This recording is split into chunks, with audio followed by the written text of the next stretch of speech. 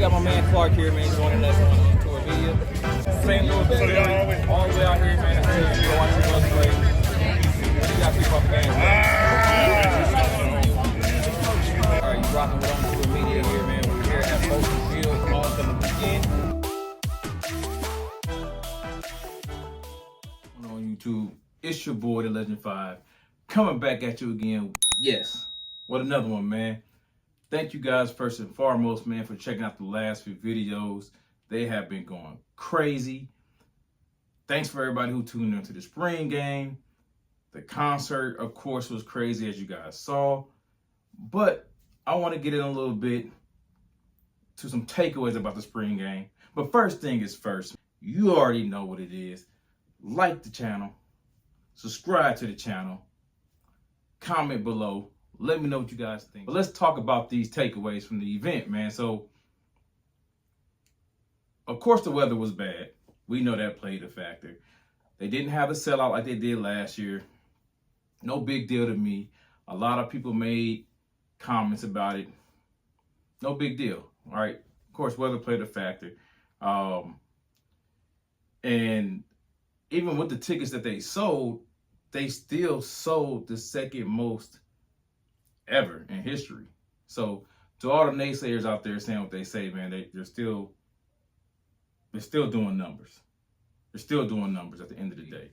One of the highlights and biggest takeaways for me was our boy Charlie, running back, former walk-on. Damn, it feels good to say that. Former walk-on Charlie received a scholarship, man, right before the game. It was a beautiful thing to see, a beautiful thing to watch. Charlie did not play due to injury, but he was able to celebrate that moment from Coach Prime in front of the team with his mom, dad, and brother. And then he led the team out the tunnel. Come up here, Charlie. Yeah, Charlie. What are your parents? Mom and dad? Come on. Brother? Yes. You've done a wonderful job. Thank you, man. I appreciate it. And he has won our first ever Spring Player of the Year, correct? Sir. You right? Does he deserve it or not? Let me tell you something. I'm not satisfied because I want it all, right? I'm that kind of guy. Aren't y'all that kind of young men that want it all? Yes, sir. Forget the darn Spring Player of the Year. What about a scholarship? Yeah!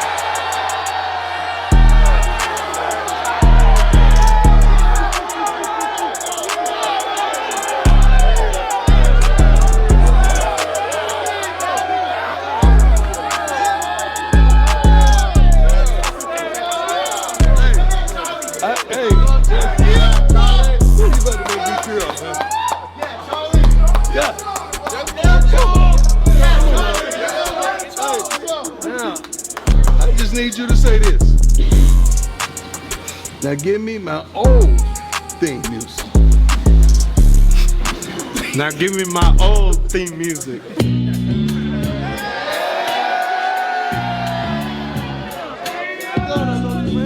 I love you. Oh, God, you cry. Papa, I love you. Come on.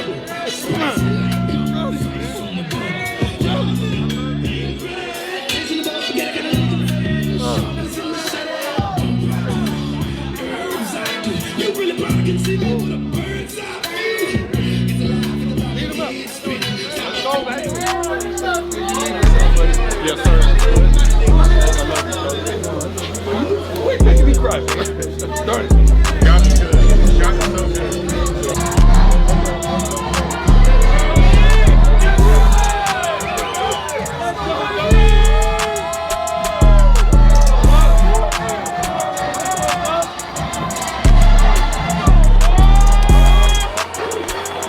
That was a beautiful thing to start that off. We cannot start this off without talking about that and recognizing Charlie first for the great work that he's put in since he's been at CU.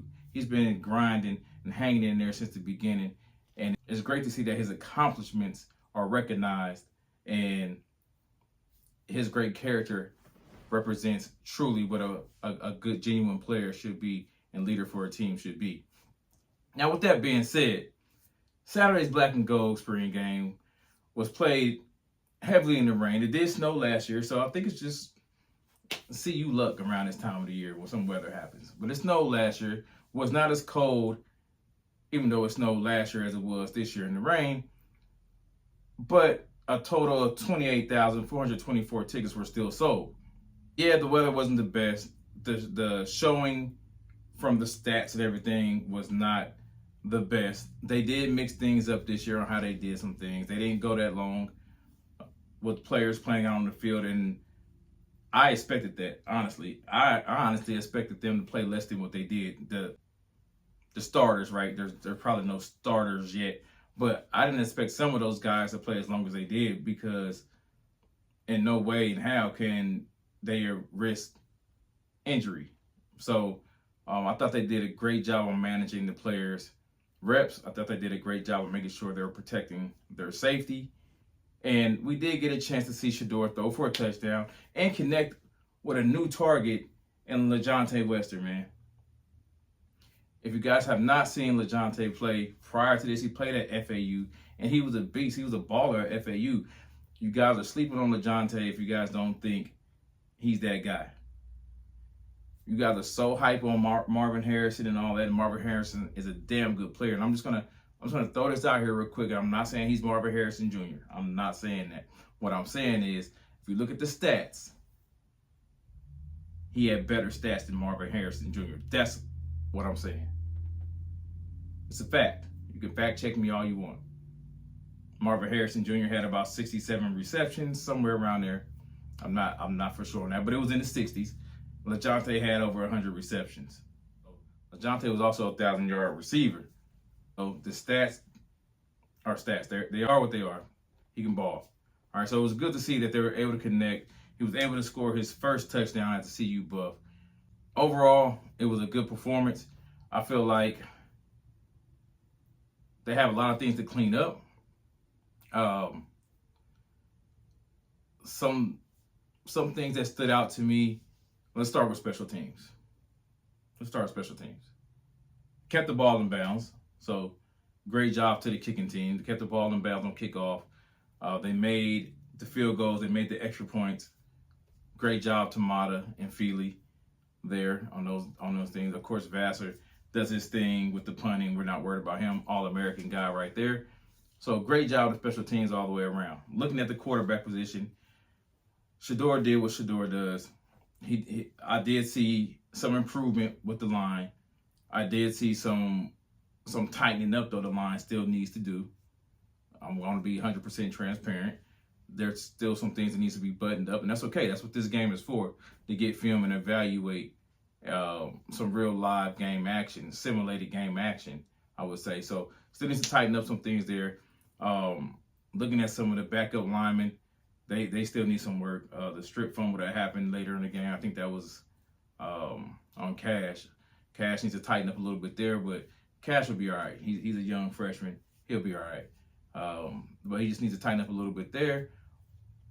Running backs, of course, they're low, but they just recruited a couple. So you guys seen some guys that you guys are probably not familiar with playing running back position. Let's go back to quarterbacks. Let's take it one thing at a time. So looking at quarterbacks, Shedeur, of course, you're number one.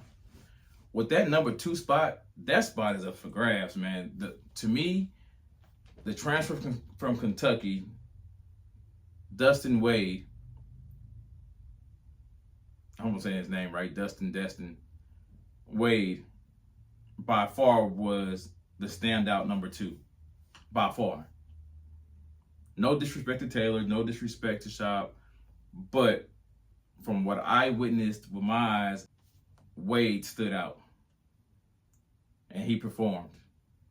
And I like what I saw for him. The ball came out his hand nice.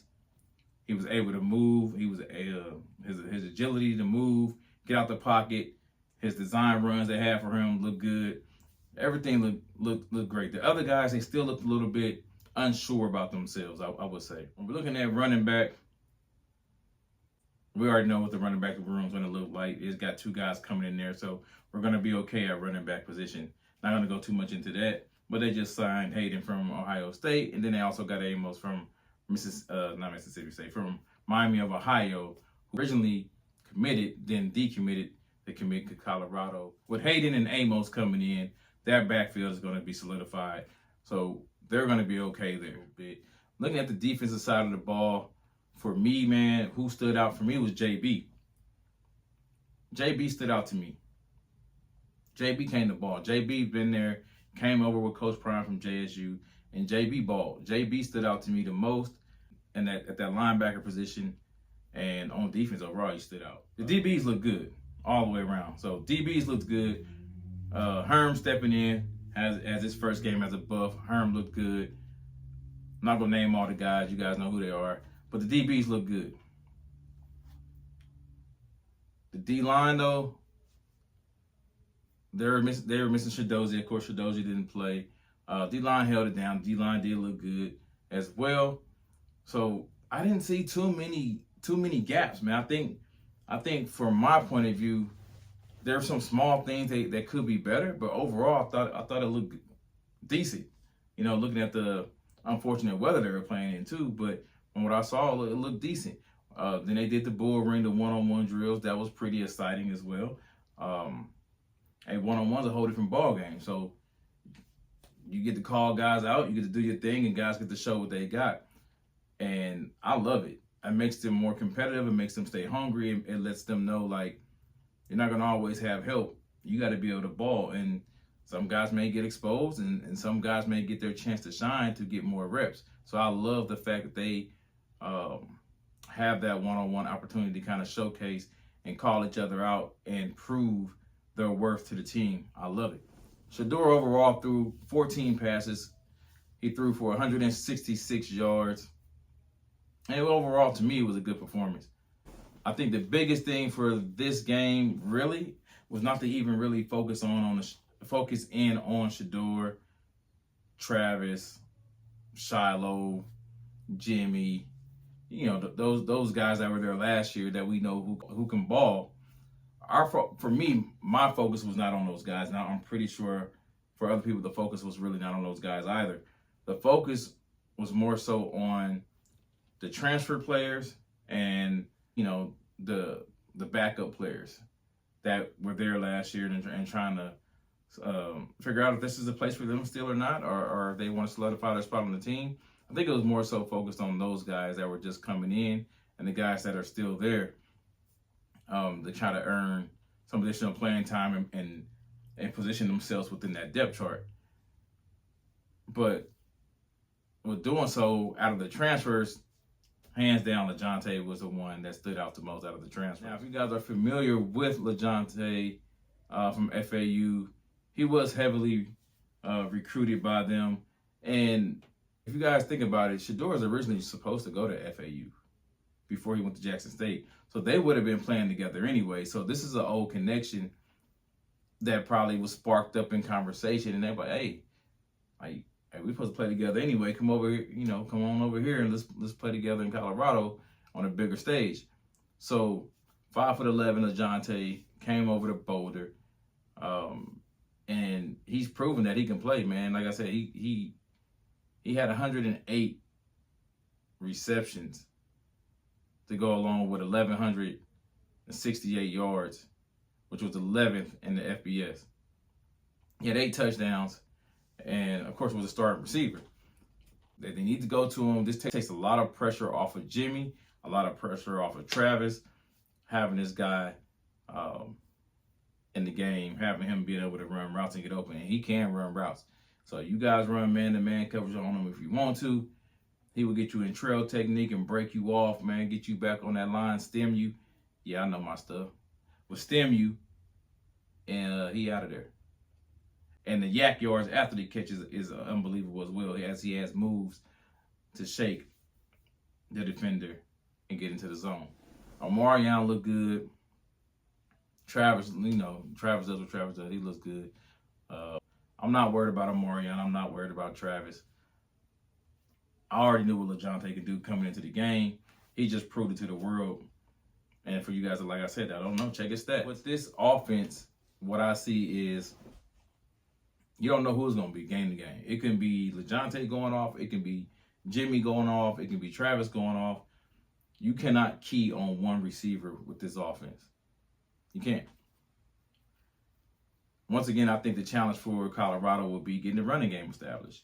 And I believe with Amos coming in, Hayden coming in, those guys are going to be able to get things going, and they will make them a more well-rounded program and be able to establish a run will help this offense tremendously.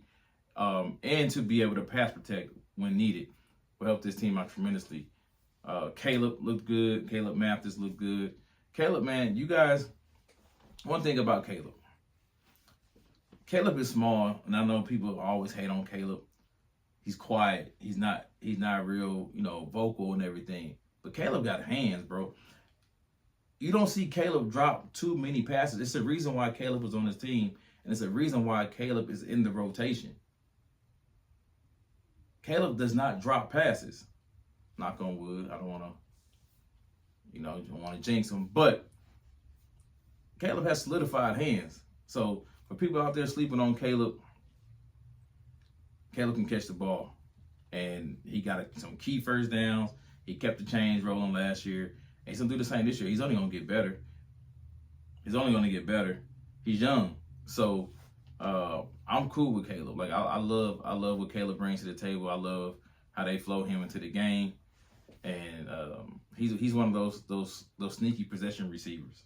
But I like to think of him as. When he's in the game, you sleep on him if you want to. He's going to move the chains.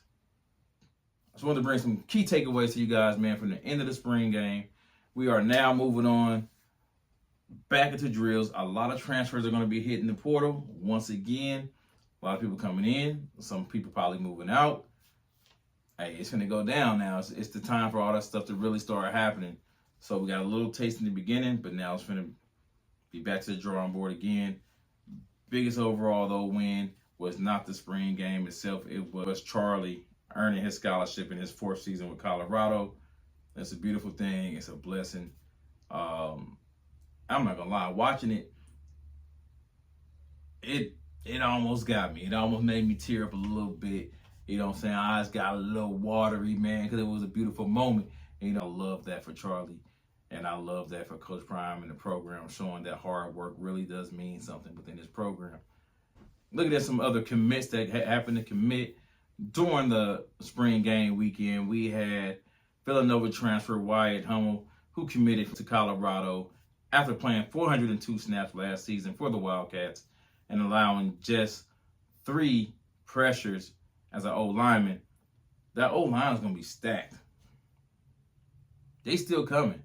That O-line is going to be stacked. So the guys that are there now, the starting O-line that are there now, they still got more guys coming in to compete. So whether we're going to have great depth or we're going to have another switch in the O-line rotation, I don't know, man. But he's a big guy, 6'6", 315-pound O-lineman, and appeared in 30-plus games and throughout his college career. And he can play guard, center, or tackle. So he's versatile. And that's something that Coach Prime likes, a guy that's an athlete that can play multiple positions and he can move around if needed. It adds just depth overall to that front line, no matter where else. And it makes you non-one-dimensional, which makes you more of an asset trying to go to the next level to the NFL. One of the biggest additions of the weekend was getting linebacker Nikhil Hill-Green, who transferred from Charlotte and committed to Colorado on Saturday during the spring game. 6'2", 230-pound linebacker, led the 49ers with 48 tackles, 9 for loss, and he was the 3rd-team All-AAC pick for his squad in his conference. Hill also began his career at Michigan, where he appeared in 17 games. He had 6 starts at linebacker, and he projects to be a potential starter for the Buffs in 2024. We'll see how that pans out, but people say he's going to end up getting that spot. So we'll see how the competition plays out. We'll see if any guys are going to enter the transfer portal, and we'll watch practice closely to see how he competes during that role, because nothing is given to you, right? You have to earn it. So we'll see how that competition plays out at linebacker. Trevor Woods, of course, did his thing at linebacker as well. He's an all-around guy. Another guy that's still going to play some safety and be in that rotation as well. That adds versatility to that secondary. So, just want to talk a little bit about that, man. It's your boy, the Legend 5, on Tour Media. Subscribe to the channel. If it's your first time here rocking with your boy, shouts out to you. Check me out on IG at the Legend 5 or at on Tour Media. Follow your boy, man. Lock in with me. Peace.